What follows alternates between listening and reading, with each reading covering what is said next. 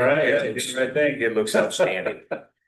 And the stereo, it was great for the option. 100%. Yeah. And nobody fell off even without a hammer. That's right. I know, might need to close it back. Not on the computer. Right now. Now. Yeah. Okay, so 6 p.m. on the 1st of July of the year of 2025, this will commence the Buckley City Council study session. It looks like everybody's here. Is Councilmember Bender on Zoom? Nope. No, and Anderson. Yes, so we'll just, I think she just excused herself for a second. Okay, no, better. Here she comes. So everybody's here except for Bender. First thing on the discussion items is the concept of the pump track. City Administrator. Thank you, Mayor Pro Tem. For this first discussion, I'd like to invite Jalen Johansson to join us. We last discussed the pump track concept on December 3rd, 2024 during the study session. And during that time, Mr. Johansson provided a proposal, which is included here as attachment A, that depicts a pump track located between Jefferson Avenue, Google Maps likes to call it Wheeler Avenue, but we know it all as Jefferson, and the Veterans Memorial. I do want to point out that this image does not include the Dock Tape Pavilion, which is currently under construction, and of course it would be modified to accommodate that structure. Since that time, December 3rd, Mr. Johansson has taken it upon himself to open a nonprofit organization, Petals for the People, and the city and Petals for the People have joined together to come up with a draft MOU for council to consider this evening. Key aspects of that agreement are that PFP, which is the Petals for the People, would fully fund the project, including the design, engineering, permitting, and construction. They would be expected to submit all required permit applications. Right now, we know that it would require a land disturbance activity permit. It may trigger SEPA depending on the overall square footage, but those would be the two required permits. Definitely an LDA, and then use in-kind labor and materials provided through volunteer partnerships. They would complete the construction within 1 year of receiving permit approvals or within 2 years of the agreement's execution, whichever is later, and then restore the site to pre-existing conditions if one of those timeframes aren't met for any given reason. The city's commitments would be to waive all applicable permit fees. So again, that would be an LDA, possibly a SEPA, grant a temporary construction easement upon permit approval, maintain the facility post-construction consistent with other park improvements, and guarantee the location may be used as a pump track for a minimum of 20 years once it's built. Additional terms, all construction materials permanently affixed to the site would become property of the city. The city would retain full naming rights and ownership of the facility, and the agreement includes the required insurance, indemnification clauses, and non-discrimination clauses that are standard in all of our agreements. So included in the attachments are the original proposal that you saw in December, as well as some other concepts that Mr. Johansson was able to provide just for you to get an idea of what a final product may look like at this location. We would be included in the permitting process, so council would have the opportunity to review additional designs once that is completed. And I'll let Mr. Johansson share a little bit about the fundraising efforts that are currently underway and where he is at in terms of the project development. Yep, so we have our first fundraiser scheduled for November 22nd at the Buckley Eagles. We'll be doing a fundraiser there, and we've got participation already from a lot of the local bike manufacturers and bike shops for donations and participation in the event. We'll continue working on that to, the time frame to gather more, but we're hoping to raise enough money at that event to get us started with the design and engineering through the winter so that we can be ready to break ground for the design spring of 26 is what the plan is. And beyond that, I've been reaching out to different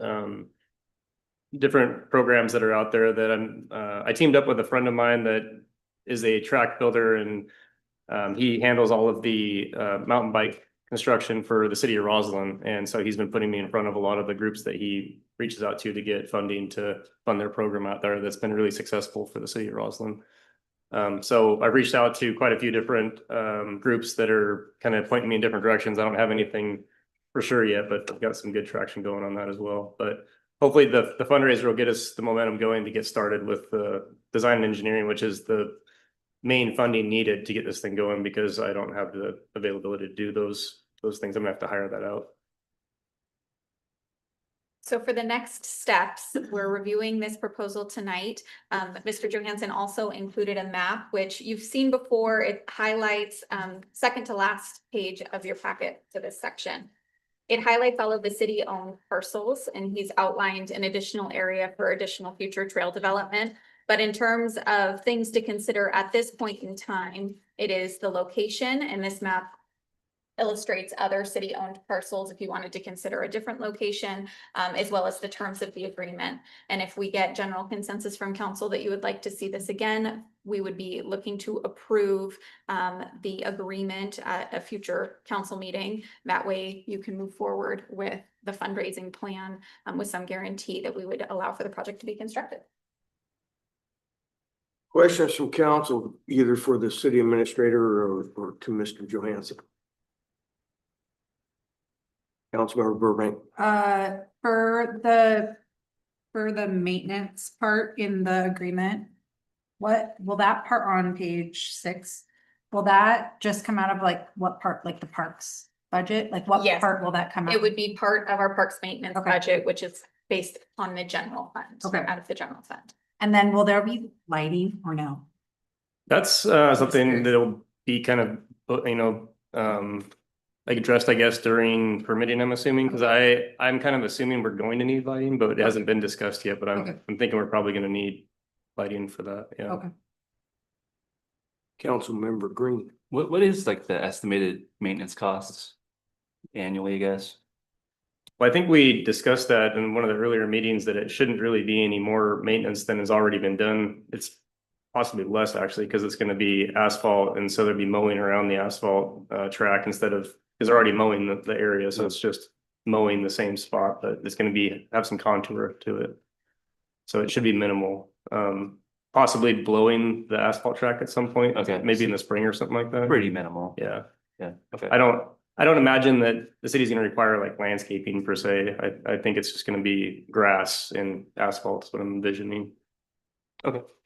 And different areas of that section, we have the riding lawnmower and we have the push mower. So this would likely be the push mower to mow the different sections. So it might take a little bit of extra time, but it would be mowing. Mowing and blowing, Mowing and blowing. because as it is, That's also good. we need to blow in areas that we don't, like along river. The sidewalk always gets grass on it and it's never blown off.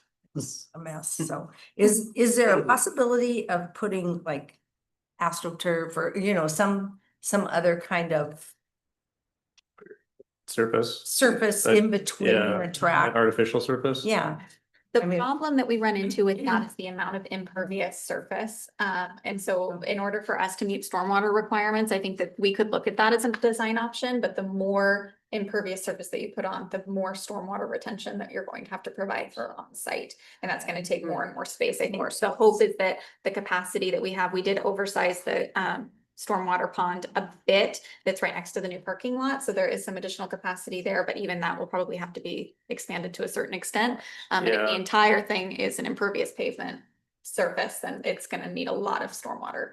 Well, the AstroTurf wouldn't be impervious. It would be pervious because it would be on a rock. Well, I guess that would be possibly impervious because it'd be a crushed rock, not a fine rock. So yeah, that would probably be counted as impervious, which would greatly increase your size of detention required per the storm engineering. And I'm assuming there's probably gonna be some detention required part of this. It kind of depends on what the calculations are on the impervious, but I'm hoping we can get by with maybe in between a lot of it doing like dry well scenarios kind of thing. Or like small wetland kind of things, I guess. Well, not wetlands, but just dry wells. so I have another question, on this page that's showing. Mhm. these- That's an example of the profile of the pump track, Okay. yeah. So is this, it looks like this is in meters? So like 1 meter? Is that the rise or what is that? 1 meter is kind of like the foot, Yeah, 1 give or meter is take. little over 3 feet.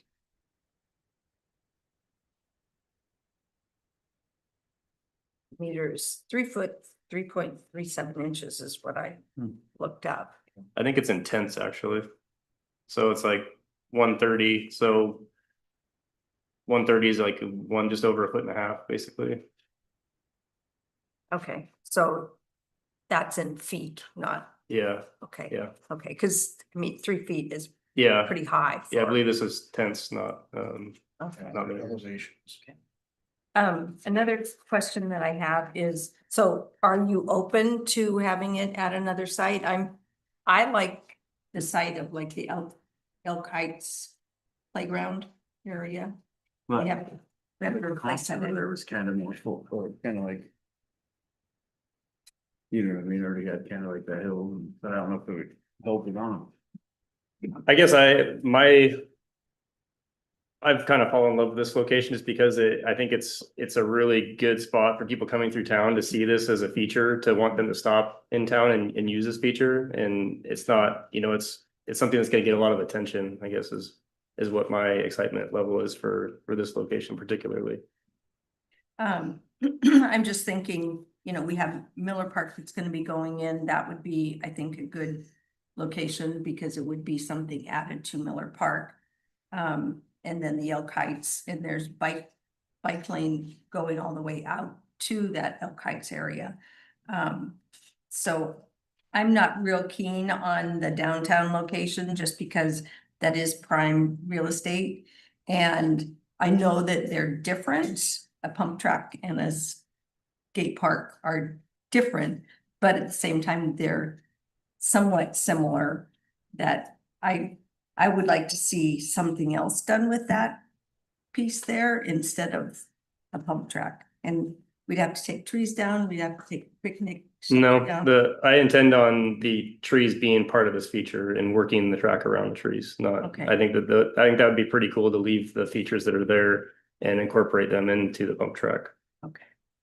Cause I think there's only 3 trees there right now Yeah, currently. They're nice redwoods. Yeah, they are nice trees. I think that'd be a good accent to the pump track. I just am not keen on the location for myself. But Other questions, comments from the council? Does it run into the Dock Tate Pavilion? I think that we would have to look at the dimensions of the Dock Tate Pavilion, but no, it would definitely, the intention is definitely to build around the Dock Tate Pavilion outside of that surface. So Okay. you would have the Dock Tate Pavilion as well as the pad, Mhm. and then this would likely start a distance away from it. But you would be able to access that through some type of a path, I would assume, because that is definitely a trailhead where people are gonna be coming in with their bikes. And then this would Mhm. be a feature that they could use their bikes. Mhm. Okay. So it would work. I like this location just because it's closer to the skate park and there's so much parking around it. And I just feel like it's a perfect location if you're already on the trail to hit. But that's just my opinion. And when families come, if one of the kids wants to use the skate park and the other one wants to use the pump track, then mom's in the middle and it's pretty accessible and the bathrooms are right there and the parking lot's right there. Yeah. It just seems like a really good added feature to what's already going on right there in that location. I would say if anybody paid attention to any news outlet today online or wherever, there was an article about 2 young people in this community. I believe their name, The McKees. the Meeks, The McKees. McKee's.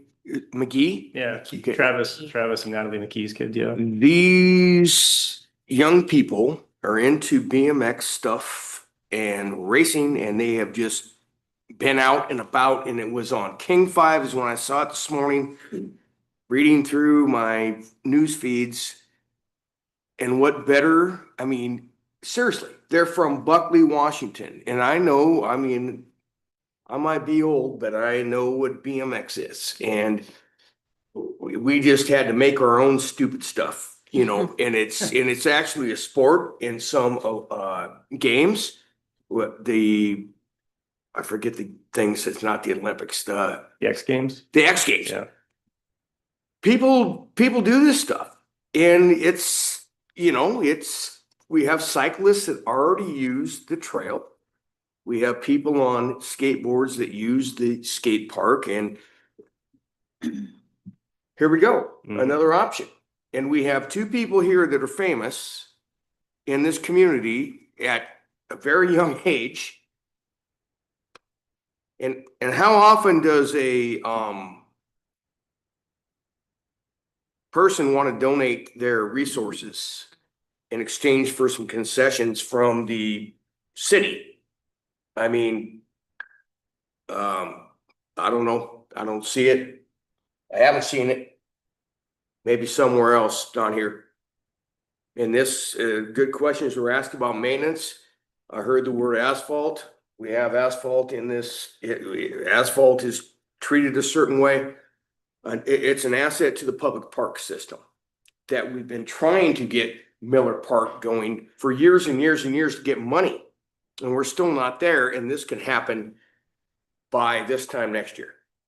I think that's exciting. Councilmember Green. I have a totally stupid question because I don't know much about pump tracks or the BMX world, but so when we had the pickleballers come in here a while back, one of the selling points, which wasn't enough, was that like we could host big events and stuff and have pickleball tournaments and bring people in. With this, like with it, are there like what are the kinds of events that like kind of what you were speaking to? What are the kind of events we could look forward to doing? And are there certain specifications that have to be met at a pump track to do such events? And does this meet those specifications if there are any? There isn't specifications, and you can definitely use it for an event. And I think bringing in some of these local bike shops and manufacturers that are here in Washington State to take part in the construction of this, I think that that's going to give them a reason to want to participate in hosting some of those events here, or we can host some of those events here to bring people from all around the state to come here and have a competition, and then hang out, spend money in town, and be a part of the community. I think there is no set specification. It's not like a BMX track where they have certain regulations on what things are, how far apart and whatnot. It's a pump track is whatever you want to make it. And Okay. It's really however you want it to look. Okay, Yeah. cool. But certainly that's something I'm excited about, is being able to host an event like that in town. Awesome. Okay, thank you. Anything else for either the city administrator or Mr. Johansson? We dedicated that area for the pros plan, right? That's in the comp plan for just for parks, right? Yes, so that property was rezoned in the future land use map to be open space.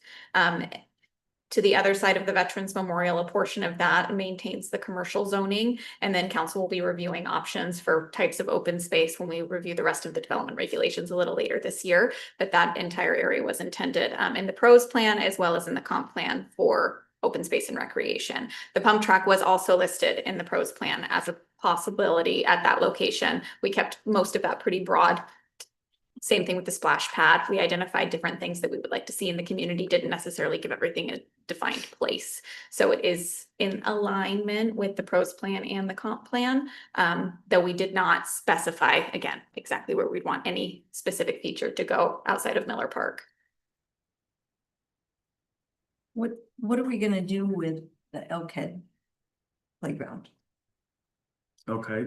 Okay, Elk Heights, we did have some money set aside to replace that playground equipment. I'm not sure I think that may have been used in part when the Wally's playground had an issue with their play set, and then the other one did as well. We had a beehive in one, so we ended up using a portion of those resources, and in the meantime, playground structure costs have gone up. So I can ask Director Snodgrass. I don't have an answer for you So we right don't- away for the timing. right now, we don't have anything planned for that. We've discussed the possibility of having it rebranded as something other than a playground, given where Miller Park is going in proximity to that.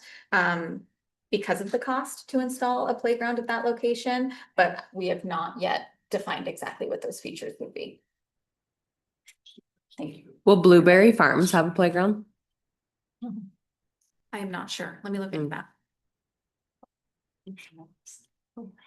Yeah, I mean, Perkins Prairie has two and they're decent. Our newer one is better than the Yeah. Mhm. little one, but there's two parks in there. And then if there's another park over in Blueberry, I feel like I never see anyone at the Elk Heights one, so. Yep, I'll follow up. Anything else on this topic so we can send this man home to his family? Nope. Thank you. Thank you. Yeah, Thanks. thank you. You're seeing none. Thank you, Mr. Johansson, for coming in. Thank you.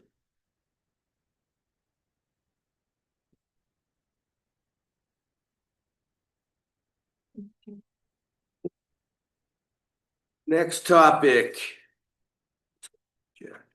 is food bank agreement review. City Administrator. Thank you. For this, I would like to invite both Donna and Mel Garland to join the conversation.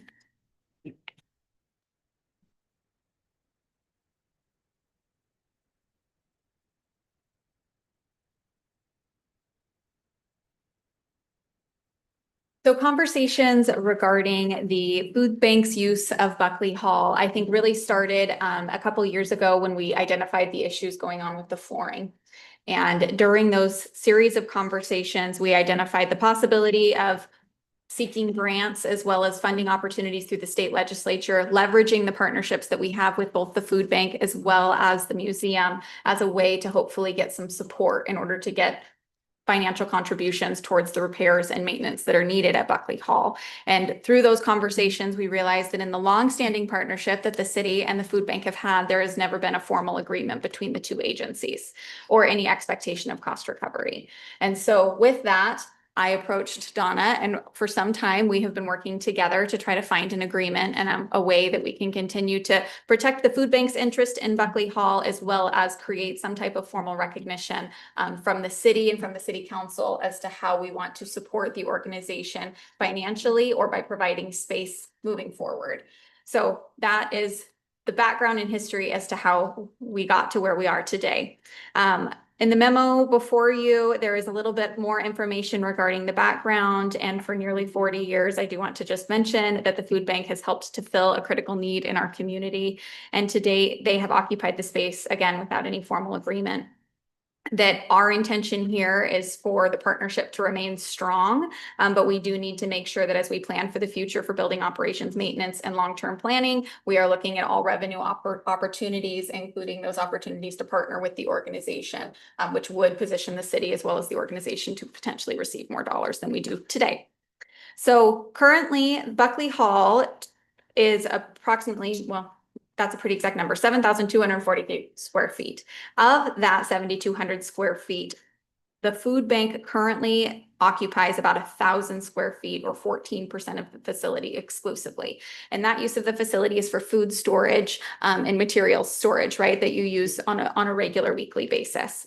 Outside of that, there are 2 days a week where the food bank is the primary user of Buckley Hall when the food bank is open. Under the current fee schedule, any other nonprofit operating out of Buckley Hall would be charged approximately $960. That's based off of the fee schedule that was adopted 2 years ago and then reaffirmed in our last fee schedule by council.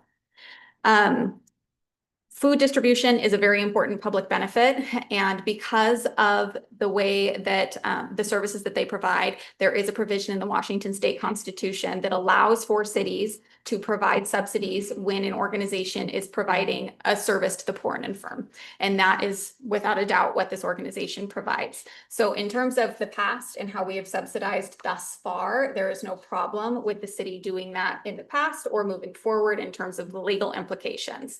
But we did want to identify the current costs approximately that the city incurs for Buckley Hall, and then share the calculations that we came up with based off of, again, that 14% use of the building exclusively, and then 25% use of the building roughly in a total for a monthly time frame.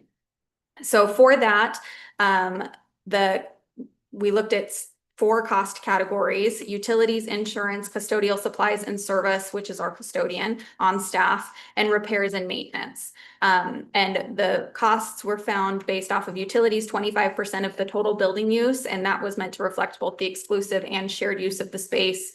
14% of the total building insurance, that's just for Buckley Hall, that's not the citywide insurance. And then custodial services, we estimate that our custodian currently spends about 10% of his time total at Buckley Hall. And so we looked at 5% of that staff time for food bank during their food bank operation hours.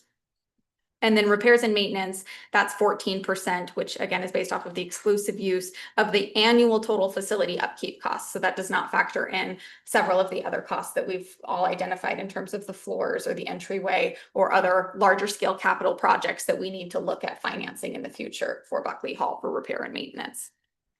The current draft agreement identifies all of the costs above, and then to help reduce costs, the draft agreement also allows for the food bank to opt out of custodial charges and provide those services themselves. So the provision, should they choose to move forward with that sort of an agreement, the city would continue to provide cleaning for city events. That would include any rentals that we authorize to be in the building, so before and after. And then the food bank would clean before and after its own use. And then the city would provide basic restroom supplies on a weekly basis because that building is open to the public. And then additional supplies and cleaning during exclusive use would be the food bank's responsibility. Looking at the draft agreement, I'm sure you've all reviewed it, so I'm going to just summarize. It confirms the hours and areas of use. It outlines maintenance and repair coordination. Essentially, anytime that something is identified, the city would be notified as soon as possible or immediately, and then we would come together to determine if the city was able to make a repair at that time. It establishes optional cost sharing or offset through volunteer performed improvements. During this exercise, they noted that they've been paying, for example, for pest control for the building. So different things like that could potentially be a credit towards the monthly. And then it ensures that appropriate insurance liability and building access expectations for both the food bank and the city. And again, it supports the city and the food bank's ability to pursue future grant funding opportunities for improvements. So tonight, for council options, we want you to review the agreement and then discuss several options. First would be cost recovery. Based off of the costs outlined on the prior page, that would be $792. Again, that's just the cost recovery basis for the city currently.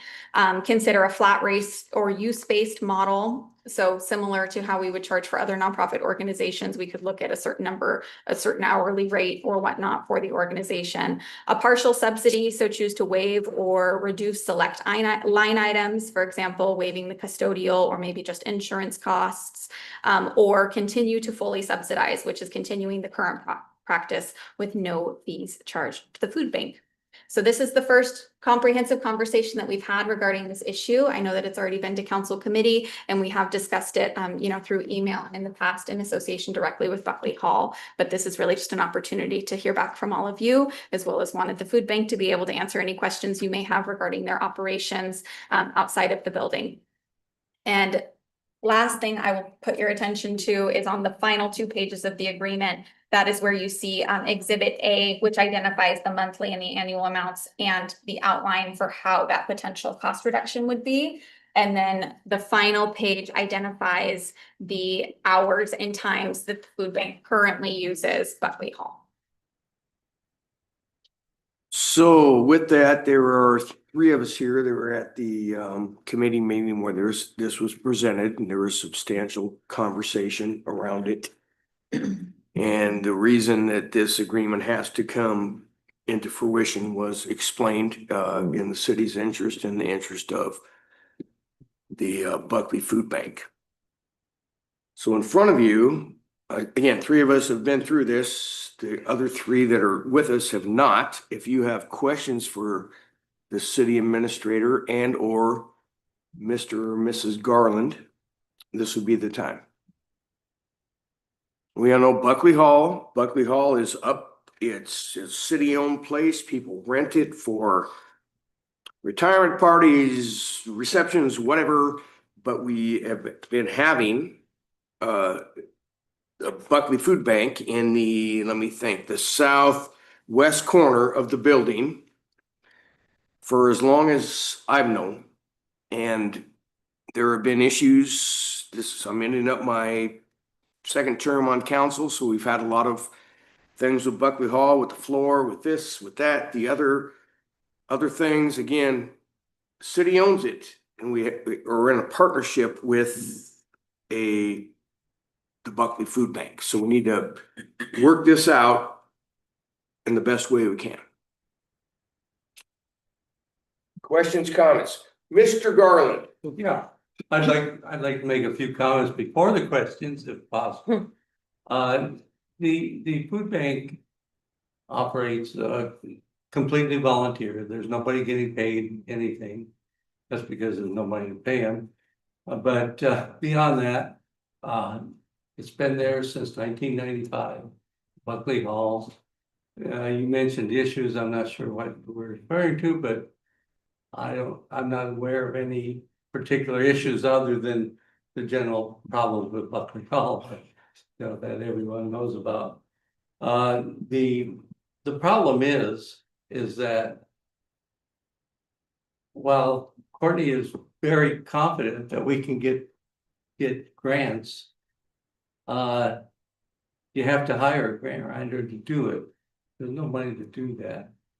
So if there was a partnership with the city to obtain grants, we would certainly fully cooperate. I know it would help the city to in their grant pursuit for anything connected with Buckley Hall, if the food bank occupied that space. So there's that, but let me run through the finances of the food bank, and so you can see what the problem is. He's the bookkeeper. Yeah, I So run that's why I you run the know. finances of them. The average income is of the food bank is $2,097 for the first 6 months of this year. That's per month, so $2,100 a month. There's a number of things. The food bank gets donations from food drives, schools, individuals, emergency food network, and grocery stores. But there are certain things that are never provided by those people. And that's milk, bread, eggs, you know, staples. That costs the food bank about $849 a month. So we're down to $1,300 now. Toiletries, you know, you don't think about those at a food bank, but the people have no other place to get there. And by toiletries, it's laundry soap, personal soap, deodorant, that sort of thing. And that runs about $187 a month. The maintenance is I kind of lump maintenance into a lot of different things, but it's the purchase and periodically purchase of freezers, refrigerators, repairs to those things. The pest control that Courtney referred to. There's a number of different things that kind of fall under that, but it's kind of more of a miscellaneous category. And that runs $655 a month, but that number fluctuates. You know, 1 month it could be $5,000 if we're buying a new refrigerator or a freezer. And then just the pest control for the rest of the month, you know, or maybe even for several months. And then the average miscellaneous that you have to buy, there's rubber bands, there's pens, there's shelving, there's all that sort of thing. That runs about $119 a month. So when we're all said and done, we have about $99 a month left. That varies. You know, these numbers are the average. So, you know, some months we might have $300. Some months we might have a deficit. And so, you know, I want you to be aware that anything that we pay to the city comes out of the patron's pocket, or, you know, takes the milk, eggs, butter, soap, whatever. And there's no other way to put it, but we have to reduce those. For every dollar that we pay the city, we have to reduce that. So I just want you to be aware of it, you know. So, Just a second, Yep. Councilmember Burbank. Mr. Garland stated that it is a totally run on volunteers. And the only proposal that I'm seeing right now that would be a change would be custodial supplies and services. So let's focus on services, cleaning up the space that is used by the volunteers. I mean, that is what we kind of got in the committee. Supplies, I mean, I'm a regular Costco shopper and I get a thing of paper towels, 20 some dollars, and it lasts me a couple months. I think that's the only thing that is being actually proposed. So if it's a volunteer organization, the idea is the volunteers can clean up the space that they use and let it be that way. When we get an agreement in writing for the good of both the city and the nonprofit. Councilmember Burbank. I was just gonna say, because we discussed this at committee and my option was to fully subsidize. So that's what I had said at committee meetings. I'll just say it again. That's what I think we should do. Councilmember Green. Just to be clear, so what you were saying then was to continue to subsidize except without the custodial supplies and services, because the volunteers be handling that? That is what we discussed, and that is the concept. Okay. Because you have the other thing is the utilities, the insurance, repairs, and so that one thing made the most sense from a physical perspective. And I do not discount the position of my colleague here, Councilmember Bergerson. So I've thought long and hard about this since we had our committee meeting, and I agree. I think if the food bank can take over the custodial services, that would be excellent. And then the city would subsidize the rest. There's also an issue of perhaps increasing the amount of hours on Monday, Tuesday, Wednesday, and then the city having access on Friday, because Friday, Saturday, and Sunday would be the biggest days that the city would be able to rent it out to, generate some income. So instead of having 4 days a week, you would have 3 days a week, but with extended hours, maybe from 7 to 2 or 7 to 3 or 7 to 4, something like that. Monday and Tuesday, we do not serve clients. We have our trucks bringing in our supplies. They go up to the grocery stores or out to Lakewood to get from Emergency Food Network. So it's just us volunteers bringing the stuff in, labeling it and stocking it Monday and Tuesday. Okay. And we do clients on Wednesdays and Fridays. Would it be possible then on the Monday and Tuesday, how long does it take you to, once the trucks arrive and unload and you put it away? 3 hours? 3 or 4 hours. Yeah. Because perhaps you can do that in the morning on Monday and Tuesday and then have the afternoon to be opened to the public. Sure. Yeah. I'm just thinking that way the city can, cities need money. And obviously that is a piece of real estate the city owns. And so, like I said, Friday, Saturday, and Sunday would be the big days for the city being able to rent it out for birthday parties, retirement, or, anything like that. So if we can kind of tweak the hours a little bit and let the city have access to it on Friday, that would be excellent. There is one other thing that, and Donna's probably the magnet for mentioning it, but the hall, it's not the exclusive use of the hall necessarily. There's a limited amount of space towards the back of the hall that's used by the food bank. And there has been other events in there at the same time that we are serving. For instance, a bazaar annually is in there at the same time we are.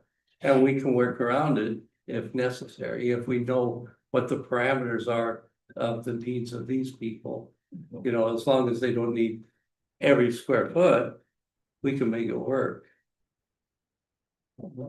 So, you know, it's a situation where we can work together and make it work, you know, one way or another. And I think we'll make sure that there's maximum time Okay. available to the city. Yeah, or even having Friday mornings where perhaps you guys can be in there.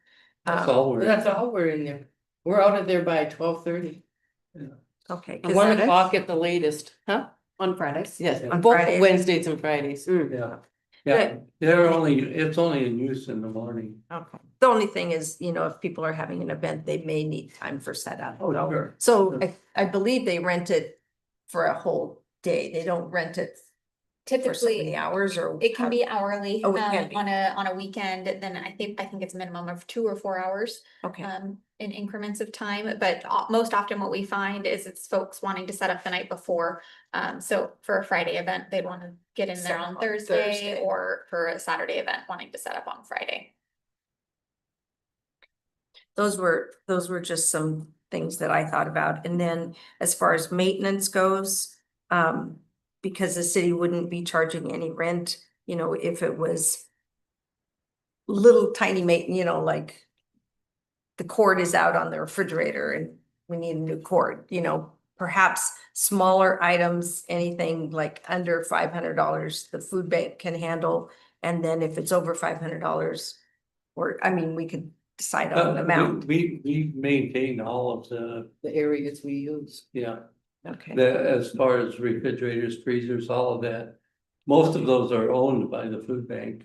okay, they're not. owned by It's the only, city. it's only in the kitchen, there's one, Too. two. And I have that, when I service ours, I service those too. Okay, So, yeah, we're. thank you for the taking care of that. information. Okay, But one thing with the maintenance. All we ask is that the hall gets actually cleaned after an event before we come in. So that we are cleaning up after ourselves, not after the event. right, Oh, yeah. right. Well. Well, that happens all the time. Well, We have an event over the weekend. I come in on Monday. I spend most of my time cleaning. Hmm. So that we can get our food in there safely.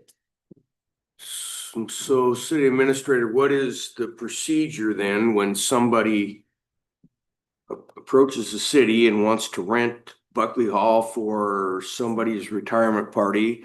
And there's got to be an agreement and they have a fee. Is there a check and balance to make sure they did what they were supposed to do? Well, typically those are covered by our custodial services, so our custodian doesn't work on Sunday, Monday. And so they come in after hours at an overtime rate in some instances. But if we do have an event on the weekend, then there isn't always custodial services provided prior to the food bank coming in on Monday. And depending on the condition that the renters left it in, I'm sure that there could be a decent amount of cleanup. So the renter is, part of their fee is to include our custodian to clean that up. So that lead the next question. Why does he have Monday off? He can't work Monday? So that we can flex it, so it's Tuesday through Saturday, so that he's able to provide custodial services on Saturday, because those are our biggest event rental days on Friday, Saturday. And park, he also provides some of the park maintenance, so. I was just trying to think how we do that where we're not forcing it on them to clean up. That's not fair to them. If we enter into agreement and want extra money that we're forcing these guys to clean up after what we're profiting off of. To me, don't seem right, but. On Saturday, you mentioned it's the big event day. There's nothing he can do during big event days, right? I mean, so if he had Saturday off and worked Monday, he could handle the Monday, the weekend cleanups. And it would work much better for, I think, everyone probably, because there's nothing he can really do during an event. Any other comments, questions on this topic? Councilmember Green. Just one other question. I'm gonna rewind back to my initial question. So sorry to get back in time. Okay, so I mean, the idea that you presented, that sounds reasonable to me, but want to just hear from you if there's any obstacles or barriers that I'm missing, just looking at a high level. No, not really.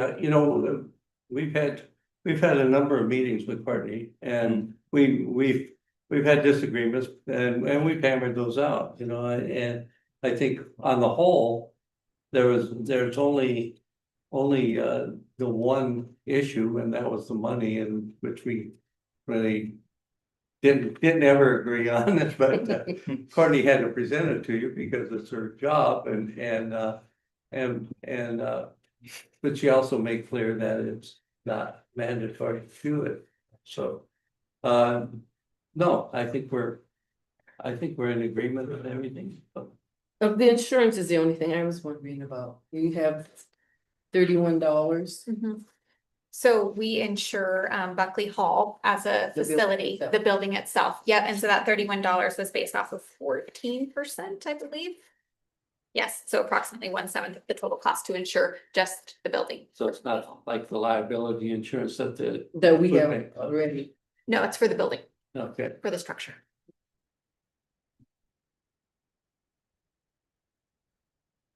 But bringing it back around, what we're talking about only to put upon is the custodial supplies and service. Everything else is status quo. I said fully subsidized. I think we need to really look into the custodial issue, because that really bothers me if they're having to spend Yeah. time on Monday cleaning up. That's not, I don't know, that part bothers me a little bit. Councilmember Persano. I kind of mimic what she says. I'm in the full subsidy program. I think for now. I noticed in the language too, it says clean up before and after. There's not really a need to clean it up before. It's, in theory, it's clean, once the event happens. So we can- That circle. Yeah, but. Yeah, because I forgot to mention.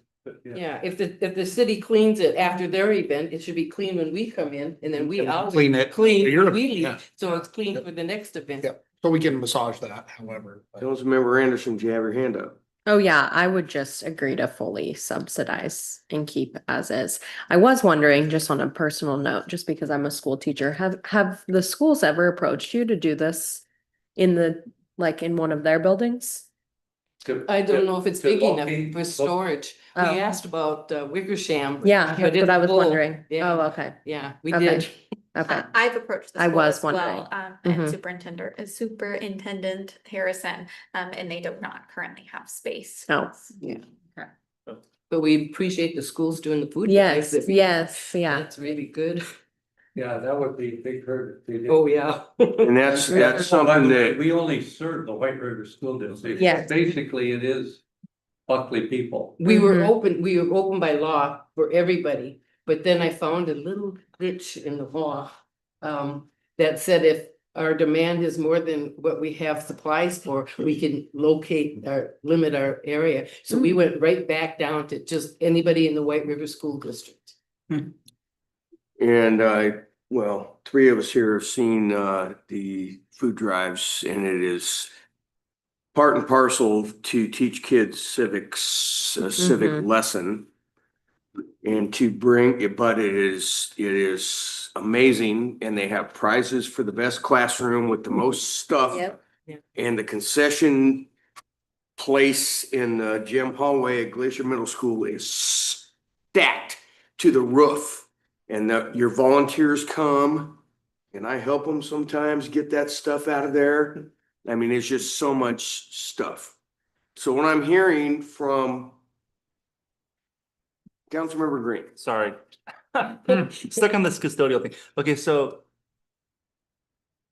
maybe I might be missing something, so please correct me if I am. So let's say status quo, fully subsidized. That still doesn't seem to fix the issue of the Monday morning, you guys having to clean up, Yes. even though we're collecting custodial. That's like a separate issue that we need to solve regardless of what like subsidies we do here. It seems like it's separate because that would still not solve that issue.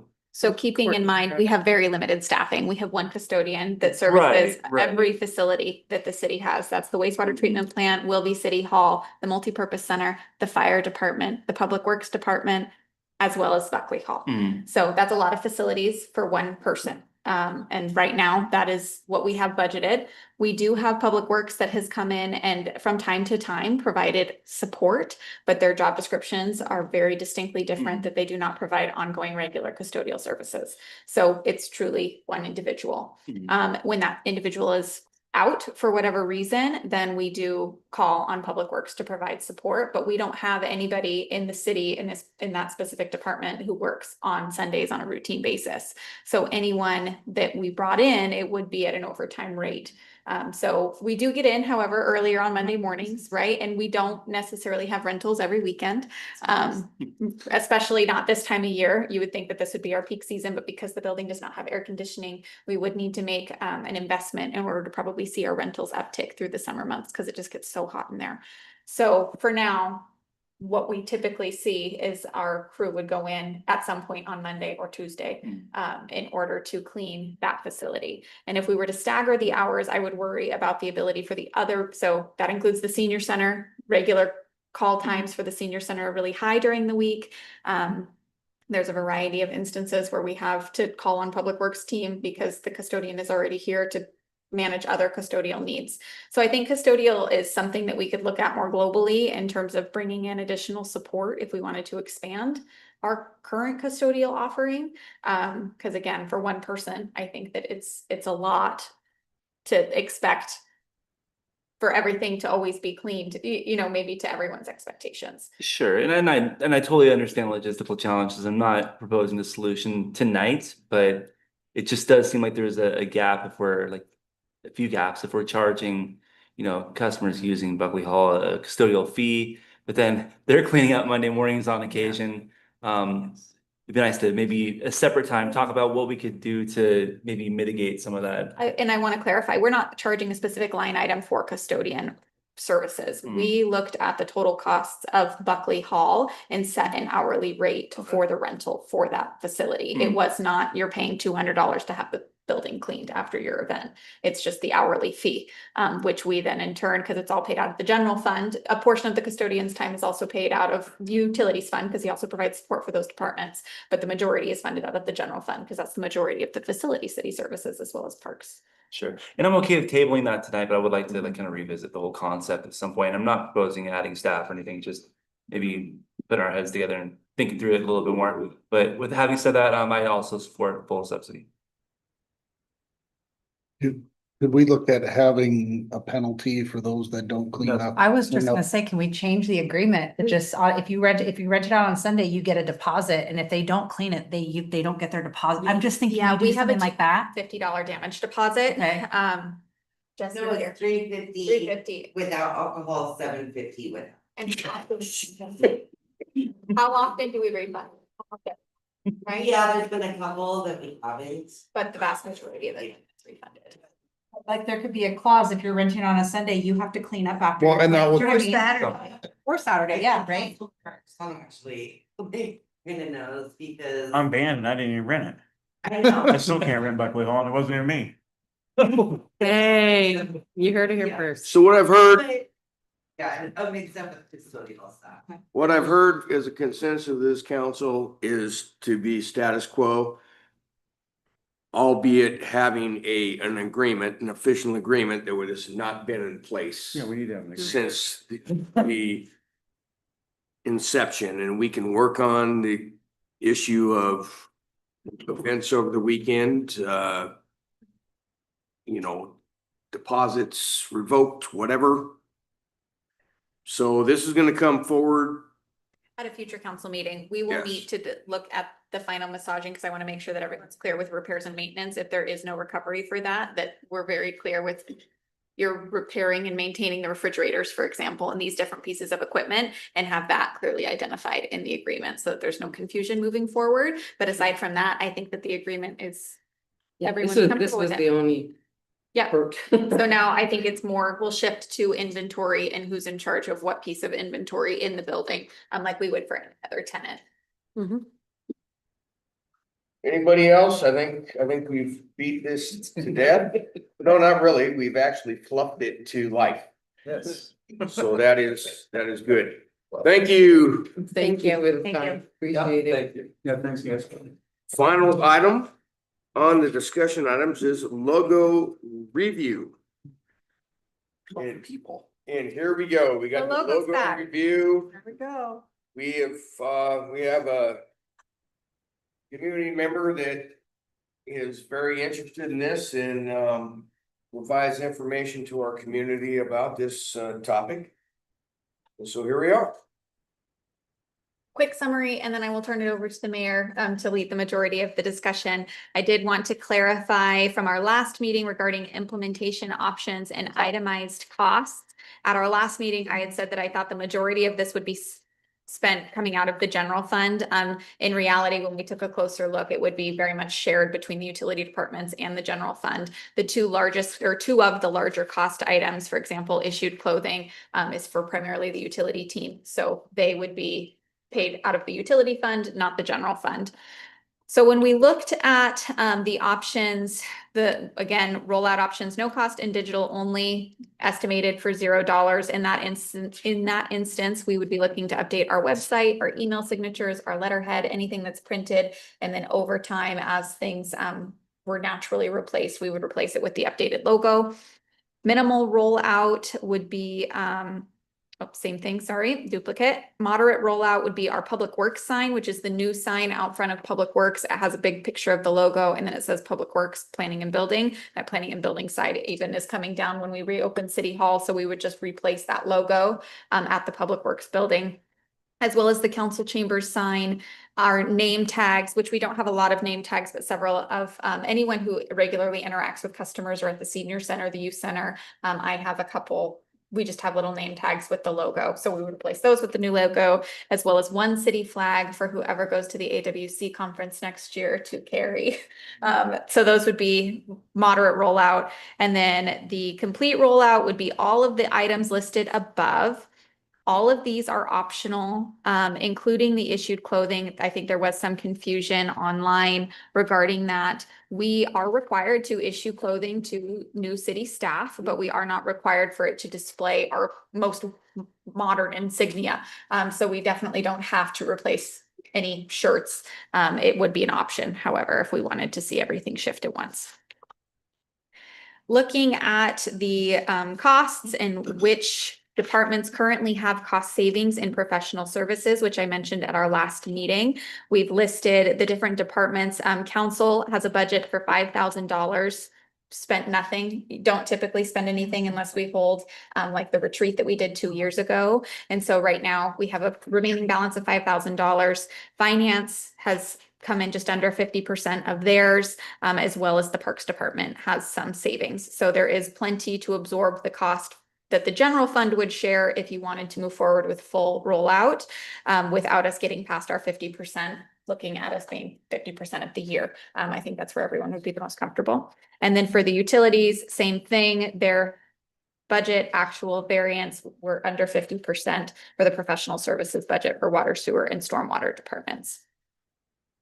As you consider this, I do need to mention that there is one other item that is going to be coming out of professional services in the near future, and that is our legal expenses. And so when we budgeted for legal services in 2024 or 2025, 2026, we did not yet know about IAFF. If you recall, they petitioned the city after we had budgeted or adopted the budget for this biennium.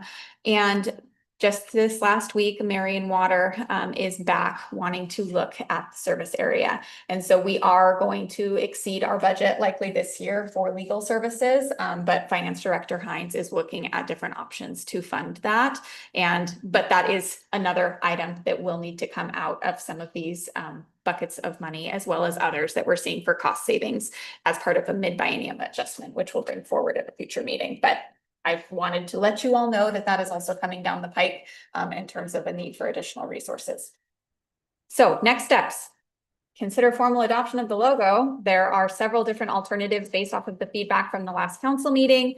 You had requested some modifications to the lettering, the trees and the way that the trees look, as well as the color of the banner with the Buckley. And so the designer went back and provided several different alternatives. The original redesign is found on page 1 of the memo. And then right above that, you can see our current Buckley logo. So with that, Mayor, anything? Just open it up to comments, desires, all that. I will just state my original position that in the 90s, this was adopted and the sun is not ever geographically in that location of Mount Rainier. And that is my biggest pet peeve with that. It does, yes, it's never there. It comes over it, but it's never looking like that there. So we have all kinds of options in front of us to take action on or not take action on. Councilmember Anderson. I like option C and I would go with a moderate rollout, just so it's not all at once. So we got Councilmember Burbank. I also starred C. My question on the moderate, and I was thinking the moderate rollout too, but what about, wouldn't there be something going on City Hall? I don't see that in, like, wouldn't there be the logos? I don't see that, like, what would that, with the new building? Like, Yeah. would there not be something on the building or no? I can't remember, didn't we have- talk about Yes, that? we have a couple of options. It's, Okay. it's not required. There is a donation pending for Oh. a saw blade that we had talked about originally putting the logo in. As well as, you know, if we were to do something with signage, we may consider adding that. But right now, there's no logo displayed. Okay. We have talked about, and I think it was maybe included in the original bid.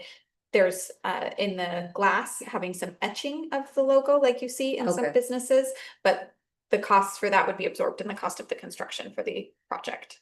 Okay. Other comments, Councilmember Green. I am also a fan of option C for the logo and have heard other feedback around town that like that. And then I think to support the moderate rollout, I'd want to know more about like the city hall signage and what the cost look like saw blade. The picture would go on, like the logo go on the saw blade, that's the idea. The Or saw how's that? blade is still being designed and would be donated. Yeah. The But that would the be saw like, blade, we could certainly put the logo on the saw blade. My preference was to have a design cut out of the steel so it couldn't be vandalized Yeah. more. Mm. And okay, it would be more permanent, like Gotcha. in concrete, so to speak. But okay, it could be this logo. I'm a fan of a different, of something a little bit different, but okay. also, is there, I mean, there was a lot of feedback about the trees. Let's just for argument's sake, let's say we're looking at C. Would we rather have the older Buckley in the gold, the lettering, the Buckley lettering? I kind of like the old lettering versus the new. In C, I like the original kind of block letter versus, I don't know, and as well as the trees. I know there was some feedback about the trees looked like they were flocked, or I don't know. We can beat this thing, we can talk for hours and hours about every detail, but Block. and it's important. We need to get the details right, but I'm open to what have you. Well, you look at E and F, I can see with my eye the delineation between the different trees. But if you're looking at it casually, you're not gonna be able to see it. It looks like a blob. It's like a blob, When you look at C and D, you could see the delineation of each tree. Mm-hmm. And you can clearly see, well, you can see Sasquatch and the other ones. And they don't look flocked, it's just, to me, it's the lighting, or it's the way it's looking, and to me, it'd be if you're looking that way and with the sun, you know what I mean? And then B, horribly, you can't even tell those trees. I mean, Mm-hmm. I can if I look real hard, but you can't. A, you can. We could- Councilmember Green. I have a couple questions. So on version C, I just played the game where you circle the difference between the pictures. Mhm. Is there a reason that the river turns into grass on C, but it's a continuous Oh, body of water on the other one? I don't think I so. like that. Okay, You like that it's grass? I like that it's grass. Okay. I think the blue looks weird. okay, just a question. If there- And it might be the blue so wide in the bottom, it feels like Mhm. little, he doesn't show the edges of the river. And my other question was, so if we did the moderate rollout, what's the timeline on like the rest of the stuff? Is that like the next budget cycle, or is it up to like just kind of a continued question? What's the, Should be the third inning right now. So even though we're in a biennial budget, we still do annual budget amendments. And I was just working with Director Hines earlier today on the schedule for that. So we will be looking at our mid biennial budget starting in September this year. So it's a lot shorter of a time frame, and hopefully adopting it same time frame that we usually do just before Thanksgiving. And so I think that there would be time at that point to say that for next year, we want to do a budget adjustment with that moderate rollout or even the full rollout. If you look at the balance in our professional services budget, there's no need for a budget adjustment. There will be for legal services before the mid-buy. But for this specific project, we would be able to absorb it in our existing professional services budget in either situation. But if you decided to go with the moderate rollout and then we use the rest of those resources for legal services, then we would likely be looking at a mid-biennial adjustment or in our next biennial budget, or when when the items are regularly set to be replaced. okay. Really, we can do what you would like to do. So do you guys want to go Yeah. through basically what's the show of hands or head? Well, nod? Councilmember first wants to say. Oh, sorry. So if I was choosing, I would go with C. But I still am in the same position, and I know that a lot of people get on Facebook and they complain, and that's just what they do. But the people that I've actually spoken to as well, I just haven't gotten any feedback saying, yes, do it. And I don't think that our logo, our existing one, even though the sun is in a funky spot, has swayed people from either coming to our town or going away from our town. And considering I was voted in by the community to do what the community wanted, I still am in the same position where I guess at this point, unless people came forward saying, yes, do it, yes, do it, yes, do it, I still am not in favor of changing it. Yeah, that's just my own, yeah. my own position. And then I have one more question. What is the IFF? Do we know what kind of cost we're going to be? IAFF, the legal services, just for that contract negotiation was almost the entire $30,000 for our legal fees, which is what's budgeted for this year. In addition to IAFF contract negotiations, we also have guild contract negotiations this year, which we did budget for as part of that 30. But again, the IAFF, we're going to be looking at probably being at least $30,000 over budget for legal services. And that does not include the additional costs that could be incurred by Marion, but separate conversation. Anything else on the city logo? Okay, I don't know if this is coming forward or not, futurely. It may, I don't know. But I think we had good conversation, we had input as to preference. I mean, most of us are in favor, right? Most of Yeah, us if are in we, favor, so right? if we do it, if we're gonna do it.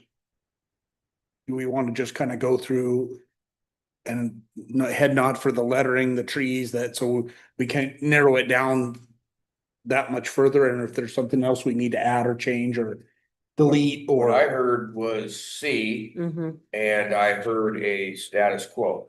I heard nothing other than that. Okay, so the lettering, stay with the lettering that's in C. Trees that are in C, the green at the bottom, in the 1889 section. And. Any other concerns for that? And Days, what's that? Sasquatch days, no matter Yeah. what. Did we have an issue last time though with the spacing of the Buckley, or is that squished That was together? one of the reasons I kind of like the old think it's Buckley, just Yeah. because the lettering looks, and again, Like how the B gets bigger and the Y is. yeah, it's That? just, I don't know if it's because this has extra color that makes it shadowed, that I'm not sure what it is, that I kind of like the old. Yeah, I do like the old Yeah. lettering. Well, like on our sign. Like what's That on old there. one. Oh, on this. The original lettering. Yeah, and the small Yeah. version you can't quite see, Like because these are this. actually pointed as well, but you can't That. see it on their Yeah, small. that'd be perfect. Yeah, um, I think But either it- one. And honestly. just my 2 cents worth too is, I mean, I'll reiterate what I did before, that this was framed up in not a polite fashion, not that it has to be polite. I But- understand. It was framed up in such a way, and then, of course, the wheels came off, so. So be it.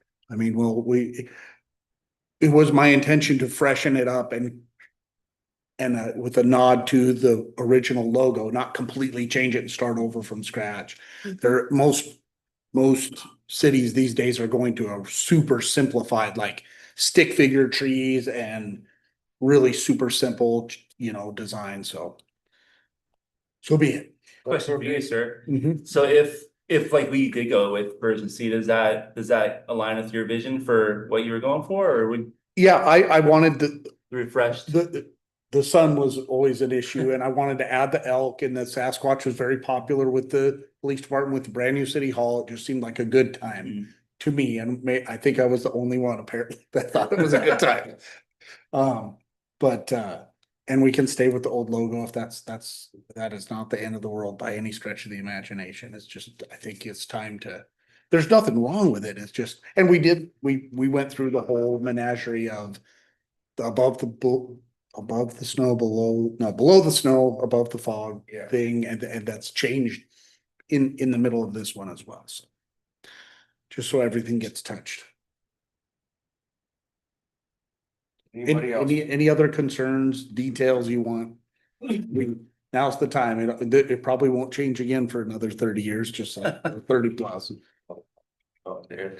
So I'm hearing that we're going to be bringing this back as option C with the lettering from the current logo and a moderate rollout. Yeah, so we can always ramp it up. I think Yeah. starting with moderate makes Okay. sense to me too. Okay, moving on to council comments. Any comments from council? How many of you went to the log show, any of the events this year? By far, in my mind, the biggest attended log show and parade ever. This town was paralyzed. On the west side. Well, on the east side too. I mean, everything was paralyzed until about 1:30 on Saturday. And yeah, no, I thought it was, I did not hear of any incidents, No, anything. nothing attached to log show. Nope, I thought it was very good. Just because, just real quick, Carolyn, do we know with last year versus this year, how many parade entries roughly? Yes, so parade entries last year was 90, parade was 2 hours, 15 minutes. This year parade entries was 94, 2 hours. Perfect. How were the speakers? There was an issue with the speaker. Oh, Yeah, she didn't. It's a sore subject, but yeah, no, it's a good question. Unfortunately, the breaker. Sorry. No, it's good. It's a snafu, like we have it at log show all the time. Audio is Yeah. a pain in the neck. But Since you we- have somebody there all the time. The GFC, so where the original cable connection was going into, that's been repaired, and we moved the door that Yes, separates the legal department and from the breaker box. Because at the log show, and up until today, it was previously in the legal side, and per state law, nobody but court staff can be in that area without a member of court staff. Including the fire department, or including the police department, or the. nobody wow. can get over there. So that door has been moved. So should that happen in the future, which hopefully it won't, because we also fixed the electrical issue, we'll be able to access it and flip the breaker. And it did work great this evening. Yes, It has been working. and 90 vendors last year, 90 vendors this year with the waiting list. So this is kind of the new reset. So we are going to continue to ramp up and keep it up. I know it was great. We could not have done it from the chamber's perspective without the Lock Show Committee teaming up with us and working with us on the parade. For example, last year, we spent from like 7 in the morning clear till almost 9:30, 9:45, right before the parade started at 10, checking people in for the parade entries, because we did it manually by paper, handing them money, making change on the side of the road. This year, with the work that we did with the Lock Show Committee, we were able to change that to an online system. So they clicked on a link, they filled it all out. They then were sent an invoice, they paid the invoice, $15 per entry, and that saved us an hour and a half of check. Yeah. It was wonderful. Very good. More hands, light, less work. Side of the road at 5:30 in the morning, just a witness church. Anything else? Okay, I I just do- remind you that, go ahead, Mayor. I was just gonna touch on, maybe we'll wait for the beer garden stuff for another time. It's just that's gonna be, just so everybody's aware, a whole nother Facebook thingy. It will be many changes coming next year. Mm-hmm. Oh. So remember, next week on the 8th, we're going to be, if you're available, for the ribbon cutting of. No, that has been rescheduled, postponed Just today, just today. Okay. just today, the hand railings, if you wanna talk about it, Bree. Or I- Yes, so the grand opening is being postponed because we cannot have any members of the public in the building or access the building until the handrails are installed. And there was some last minute decisions that we needed to make regarding the handrails. And so we're looking at another 3.5 weeks, unfortunately. We will likely have some staff move into the building still, close to the original move-in time, because the staff entrance has a little temporary handrail, but it cannot be open to the public until all of the handrails are put in. So the grand opening and ribbon cutting is TBD at this point. I do not want to throw a date out there until we know that the handrails are on their way and the date that they will actually be installed. And I will make sure to send an email out to all of you as soon as that happens. But in the meantime, And that's. we're close. We're so close. And and just so everybody can, that's on me, and a lot of this is on me, because I was concerned, I'm now back on the middle of the fence, and I will not get off the middle of the fence, apparently. They were originally, the architect wanted them galvanized, all the hand railings on the steps for the ADA, guard railing, whatever you call it all. To me, the silver really clashes with all the earth tones of the building. So I said, what's the option to powder coat? And then there's issues with maintenance surrounding that. So I would love to hear from you whether you would like to see silver hand railings or dark brown hand railings. The real issue is the maintenance, because if it's powder coated, when they get scratched and beat up, if people do vandalize them, we're gonna have to touch up. It won't look as good. The galvanizing, they almost can't hurt. So it's kind of indestructible. So I'm kind of like, well, the maintenance part of it, obviously, let's do the galvanizing. The look part of it are the looks that important? So anybody want to throw their 2 cents in? I'd love to. Not the silver? This is the dark brown. That's the Oh. same color as the gutters and the downs. There's one downs. So the cutters, the gutters are that color, as well as the window trim are very close to that color. And then for the galvanized, the light fixtures are galvanized. The bike rack out front that's already been installed is Yeah, if galvanized. you want to go by, there's one downspout in front of one of the big beams that's galvanized, and it's like, oh, that's terrible to me. Yeah. So if you want to just look and say, and there's a bike rack that's galvanized, so, and you want to, Is that gonna be hot if the handrails are galvanized, wouldn't it? Galvanized In is the- pretty much standard on any build, I mean, Yeah. to an extent is. project. I've Not ever like did, an or aluminum small roof. Fire station, whatever, It's it's. because this, For the most part. and they brought up the skateboarders, they like to run down the rails and they just destroy whatever the coating is, but not galvanized because it's like really impregnates the steel or whatever, however it works, but. So if you wanna look at and maybe email or text Courtney. Yes, what we your would love a preference decision is. I'm- made on I'm- this, like, I'm literally tonight, like, because- I want the brown, but I don't want there to be maintenance issues for the next, where we have to take it down or have it, we could touch up paint it, but powder coating isn't conducive to touch up paint and You'll be able to see. we had a right, big, the long spots that it's conversation. been touched up. But also, you know, the hope would be that no skateboarders would go down the railings, but it certainly could happen. And that ADA ramp is large, and attractive. So could electrify it. if you want to put your vote in and send me a message, that would be great. And then I can share that with the mayor. And then it will be 2.5 to 3.5 weeks from the date that the decision is made for what handrails that they get ordered and installed. So the sooner we can make that And decision. yeah, if you can do it tonight, if you, or, you know, before tomorrow or early tomorrow morning, because we want to get it to them so they can get. Councilmember Rosano said it's galvanized is standard Mhm. in all of these Commercial type buildings. commercial type governmental buildings. And I certainly hope that we have a perfectly good skate park over here, but children be children. Last night, they were doing burnouts with their ATVs at the beautiful Glacier Middle School baseball fields, evidently. They've been down. at And I didn't baseball. get access to go look at video, figure out who that was. Kirk. So no, I hope they don't do it, Right. but I think that's the least. The path of least resistance. Yeah, anybody have a I don't have a preference, so.